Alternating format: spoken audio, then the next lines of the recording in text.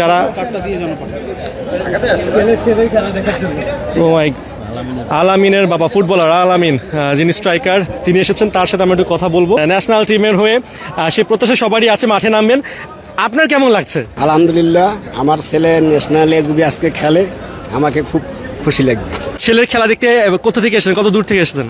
আমি নীলফামারী থেকে আসছি। ছেলের যে ফুটবলার হয়ে বেড়ে ওঠা, এই যে এর পেছনের যে পরিশ্রমগুলো, এগুলো কেমন ছিল? একটা আমাদের চেষ্টায় আমার ছেলে আজকে ন্যাশনাল টিমে খেলতেছে। চোখে মানে পানি টলমল করছে। আসলে এই যে এত পরিশ্রমের পর জাতীয় দলের হয়ে খেলা, লাল সবুজের জার্সি বুকে চাপানো, বাবা হিসেবে এই অনুভূতিটা কেমন? বাবা হিসাবে আমার এটা খুব গর্বিত। আমি যে আজকে ছেলেকে ন্যাশনালে যে আজকে খেলতেছে, এটা খুব গর্বিত আমাকে লাগতেছে। বাসায় কারা কারা আছেন আপনার এখন এই মুহূর্তে? বাসায় ছেলে মেয়ে সবাই আছে।